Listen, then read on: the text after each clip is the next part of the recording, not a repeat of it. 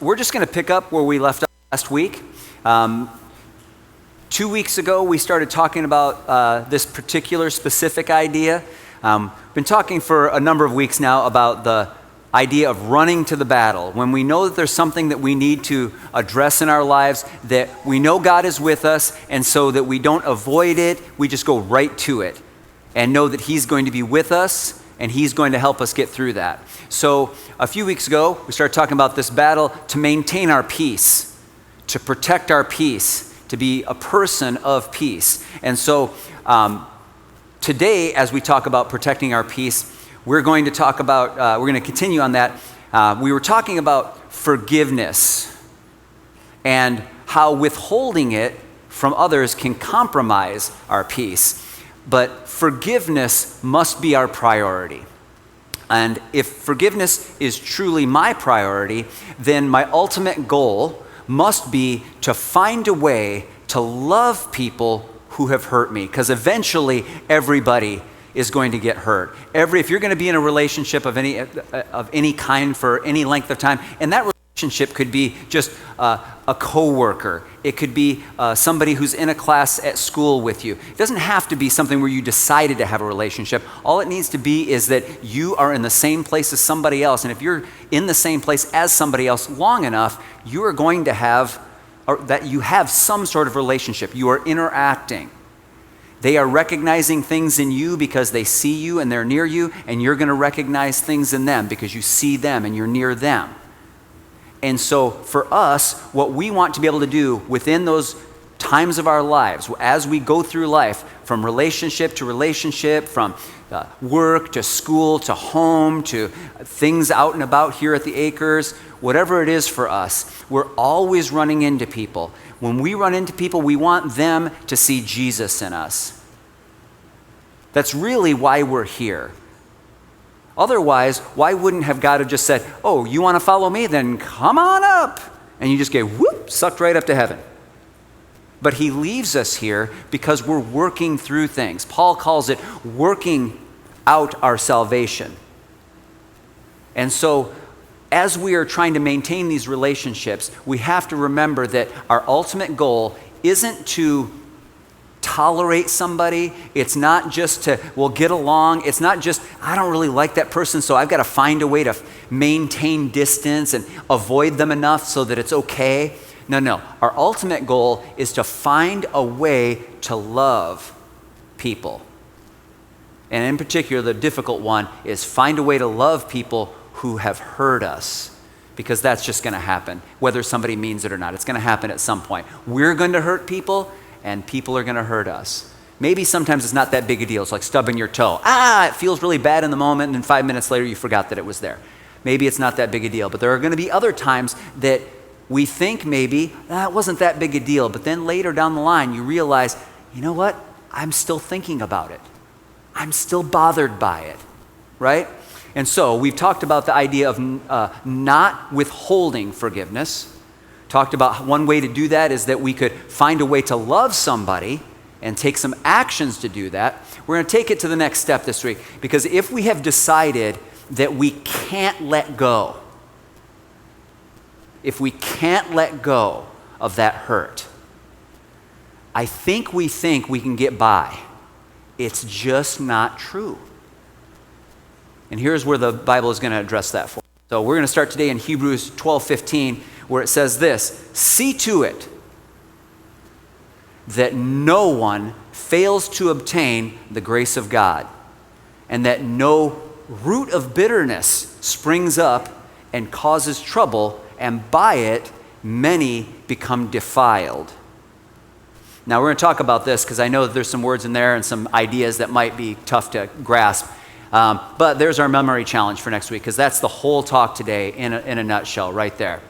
So, just as it was God's heart for you to have a relationship with Him, it's also His heart that others also have a relationship with Him. God does everything here on earth, everything here through relationships. So if you want grace, if you want mercy, if you want forgiveness, it's going to come through a person, it's not going to come directly from God. God can take care of everything on his own. We've talked about this before, but he has determined to do everything here through his people and in relationships. Even that's a relationship between you and God. And then he establishes that relationship, he fills us, and then we establish another relationship here. And then what he gives us, we give out. That's how other people get it. And it's also how we get it, because it comes through others and comes to us. So if we want grace and mercy and forgiveness, we're going to have to be in relationship to receive that even from God. Which also means it will also come for other people through you. Grace, mercy, encouragement, love, forgiveness, patience, kindness. All of those things that God provides, they are going to come for other people through you. Or maybe they won't. Which means that people around you will not receive grace or mercy or forgiveness if you are determined not to let them through. If you're determined not to bless others with what God has given you. The reason we're talking about this today is because if we're unwilling to forgive, the ultimate result of continuing to carry unforgiveness is bitterness. That root of bitterness. If we hold on to unforgiveness long enough, we become bitter. And I know that may be like, well, what does that really mean? Well, do you know what it means when somebody's sweet? We do. We think of somebody as sweet when they're kind, they're upbeat, they're lighthearted, they're soft, they're good to be around. They're those people that when you're in the room with them, even if you don't really have that much to do with them, you leave and you just feel a little bit better. That's sweet. Well, bitter is the opposite of sweet. It's hard, it's harsh, it's edgy, it's cranky. It's the opposite of sweet. Bitterness, though, inside of us, that's how bitterness is communicated around. Bitterness inside of us is just this. It's uncommitted revenge. Bitterness is unacted revenge. It's us in our heart continuing to think, that person, for what they did to me, they are going to get it. They deserve to get it. They deserve what's coming to them. But if you have no way to make that happen, to make sure that they get what you think is coming to them, then it just sits in here and it just eats away at the inside of you. It's revenge unfulfilled. And they don't know it. The likelihood of them understanding, oh, I feel so bad about this revenge you're not able to take out on me. It just doesn't, they probably aren't aware of it at all. But we are being controlled by it. We're being made sick over it. So we've got to find a way around this. It's up to people who follow God to extend His grace to others. And we can do that through patience and kindness and forgiveness. But if we choose not to, this scripture tells us that we're likely to become defiled. Now, you probably aren't using that word every day of the week, defiled. But that word, as it's written here, as it's translated here, could have also just been translated as poisoned. So, the writer of this verse in Hebrews could have said it like this: make sure everyone experiences the grace of God through you. If you can help it, don't let anyone hold on to unforgiveness, because if they do, it will make life difficult for everyone. And many will actually be poisoned by it. So, make sure everyone experiences the grace of God through you. You don't even need the rest of this if you'll do that. if you will make it your purpose to make sure that the grace of God, mercy of God, the kindness of God is making it into you and through you and to others, then there's no way that the unforgiveness sticks. There's no way it becomes troublesome throughout your relationships and the places that you are. And you won't have to worry about the poison, because this verse starts out with the antidote to that poison. Make sure, make absolute positive, as much as it's in your control, make certain everyone experiences the grace of God.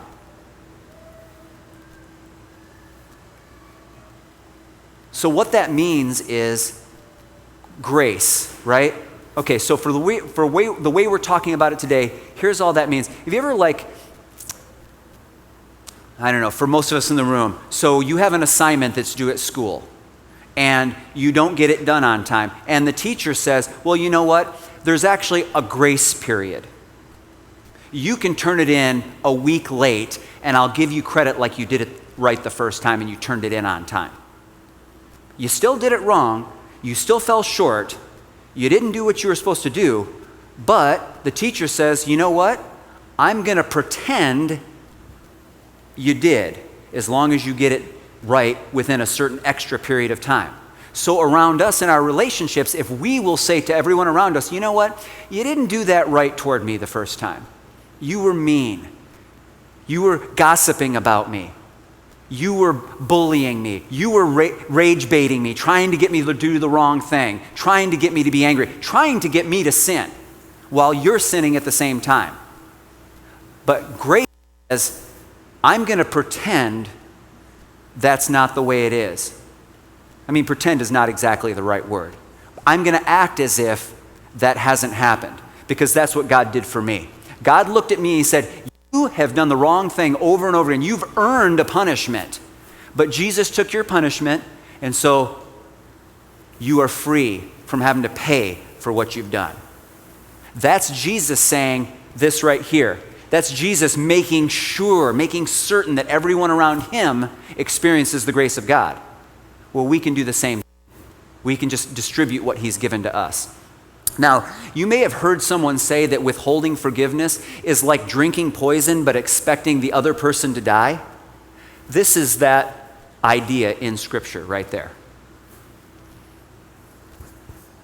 We are called to a lifestyle of forgiveness. That just means that we are called to live our life forgiving and forgiving and forgiving. That would mean it a lifestyle. It's the way that it's the style by which my life is marked. Forgiving, forgiving, forgiving. Just means it should be something we go around doing on a regular basis. Colossians 3:12, we talked about this last week. We're going to touch on this quite a bit now. Colossians 3:12, therefore, as God's chosen people, holy, dearly loved, clothe yourselves with compassion, kindness, humility, gentleness, and patience. If you want to be able to forgive well and live at peace and maintain that peace and protect that peace, then every day you get up and you go to Jesus, however you do that, prayer, devotions, listening when one of the devotions is given in the dining hall, and just trying to find a way to get something out of that for yourself. Every day you get up, you go to Jesus, and you get what you need, and then you pull that on top of yourself. You put it over top of yourself. That's how you clothe yourself with it. Over top of your hurt. And I'm not saying it's not there or that it's just something you should just, whatever, it's not so bad. It's not like stubbing your toe. This only matters if it's a hurt that you can't get past any other way. But you take that hurt and that anger and you're feeling that feeling you have that says, I deserve to be repaid. You take that and over top of it, you pull on over top of that the love and the compassion and the kindness and the humility, gentleness, and patience that you need to be able to forgive. To forgive those who have hurt you and those who may hurt you that day. This doesn't just work for the stuff in the past. If you'll do this every day, then when you go out into the world to school, work, jobs, just out and about here on the property, you'll be ready to forgive the people who hurt you in that moment, that are going to hurt you today. So I'd like to use the rest of our time here to illustrate how that might feel.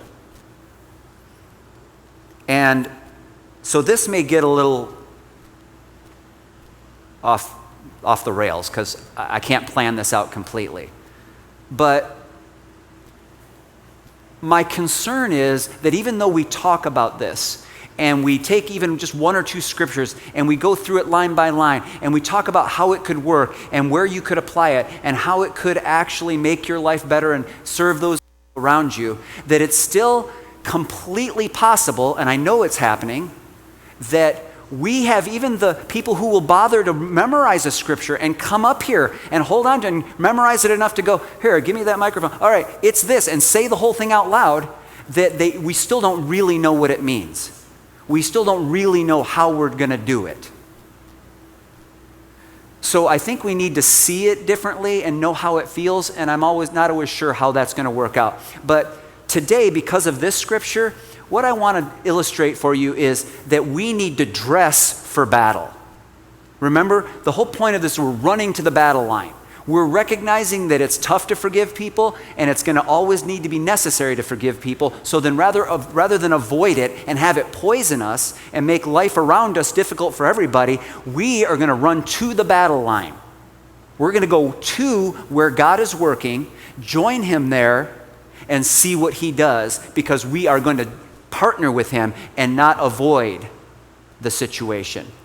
So in this case, we are going to dress for battle. We're going to clothe ourselves with these ideas. So I'm going to need an assistant. I'm going to need a volunteer. Gianna, you want to come up here? You raised your hand, right? So you come and you be like right here. Like right here. Got all my junk here, but just right here. Thank you for coming up. All right, so all of this stuff is clean. I don't want you to like, hey, what is this? Where did you get this? So this is like unforgiveness. It's dark, it's heavy, it's not attractive. And so what we're going to do, see, here's the thing. If we're going to decide ahead of time that we are not going to forgive, I think we think it's us deciding not to do anything. That's not accurate. It's us deciding to hold on to this. So in the same way that we can pull on humility and kindness and love, we can also decide to keep wearing unforgiveness.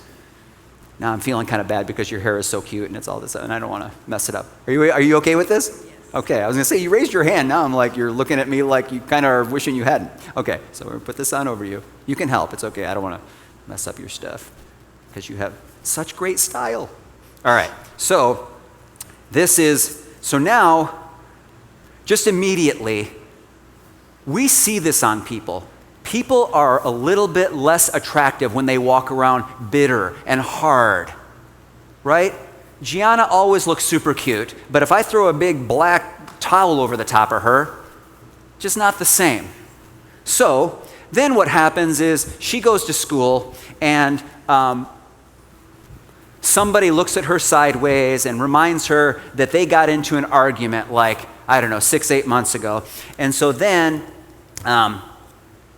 she realizes that she has accepted an offense.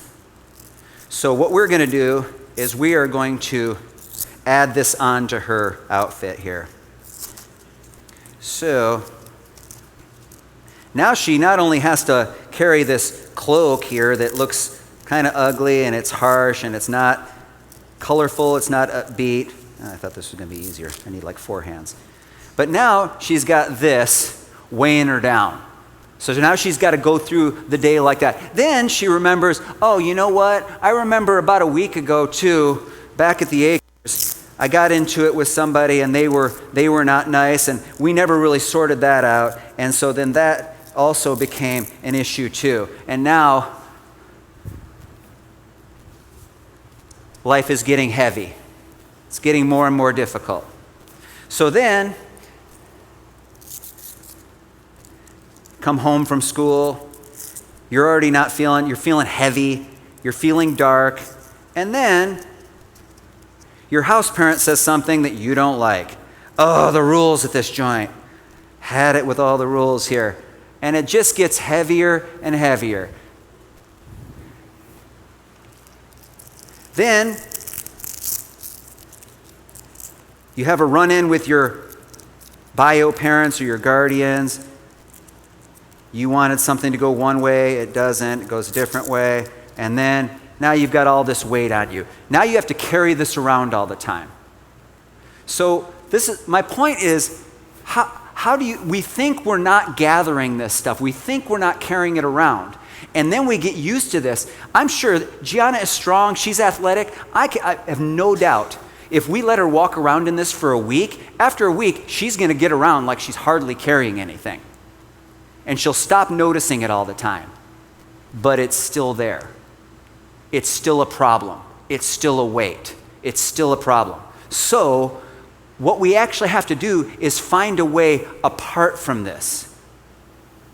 She's got to, you can't just decide, I'm not going to deal with it. It's not there. It's still there. We can see it and she can see it. And then at some point, she's got to offload this stuff. She's got to make a deliberate effort for that to go someplace else.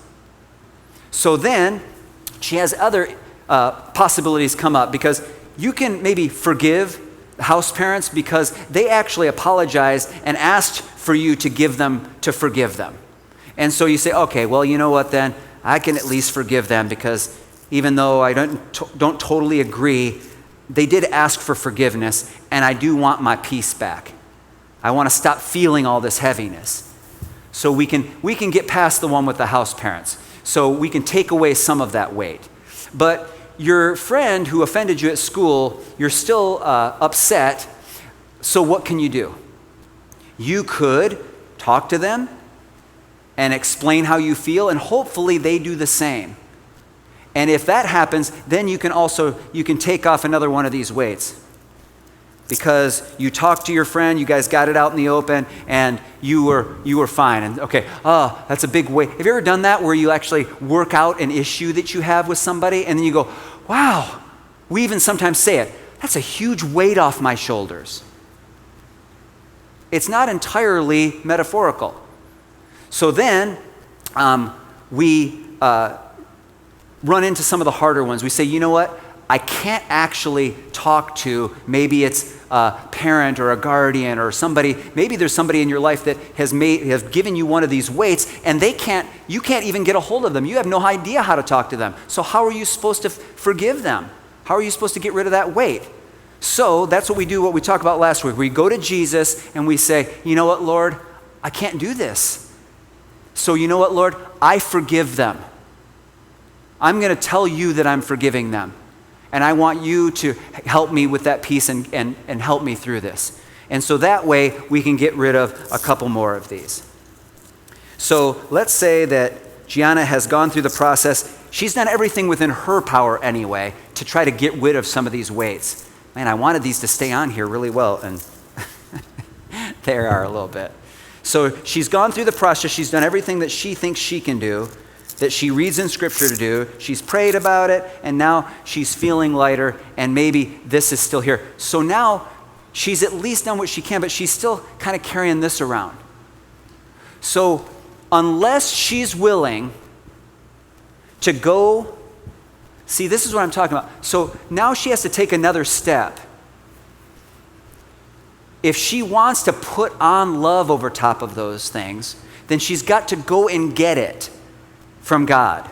She's got to go to him and say, I need the love to put over top of this. I'm not going to make you put this on. You're welcome. So that she can, this is what we see. We see the love of God. It covers over this stuff here because we went to him. But we've got to take it, and we've got to do, he says, clothe yourselves. There's a process of it, of getting into the shirt, pulling your arms through, pulling it over top. It doesn't just happen like that. We've got to take it through a process. Okay. Thank you, Janet. You want to try to help me with that so I don't mess your hair up even worse? All right. That's awesome. Thank you.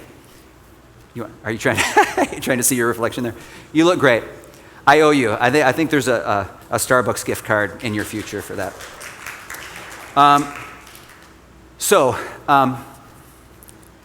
If you can't do these things, then the poison wins. That poison we talked about earlier, if you can't do one of these things, you can't find your way through this, then the poison wins and you become bitter. So what that means is you continue to think about it. You continue to not be able to get it out of your mind. It affects how you treat others. It affects how you treat others who aren't even that person. Maybe they just remind you of that person who upset you before. Maybe it's your dad, and then you get here and there's other people who are acting like a dad around you, trying to be a father to you, and you just are like angry with them all the time and they didn't even do anything. But because you're still holding on to that hurt, you're continually in your head, this is bitterness, you're continually in your head, you're making a case about how right you are and how wrong they are. And if I'm offended, I can't allow myself to make a case against that person, whether in my head or out loud, because otherwise I'm prioritizing my right to vent and my right to be repaid, and I'm putting that above my peace, and so my peace is compromised. So here's one last tool that you can use to get free. I'd like you to close your eyes. Everybody in the room, just close your eyes for a second. Close your eyes and imagine you're sitting next to a warm, cozy, comfortable fireplace in a cozy room with your cozy blanket and your loving pets gathered around you. Maybe it's Christmas time and there's a Christmas tree and there's cocoa. You're sitting next to your fireplace. But in your hand is a file folder. In your hand is a file folder. And that folder contains all the evidence of how right you are and how wrong they are. Now, you get to choose what to do with that folder. You can hold on to it and continue to build your case, or you can do what Jesus has done for you.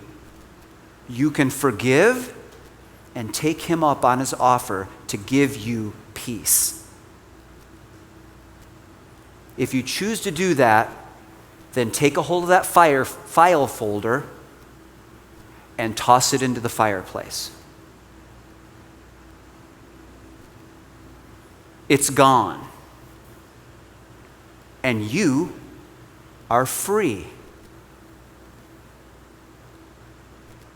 And you can trust God to walk with you in maintaining that forgiveness and in healing your heart.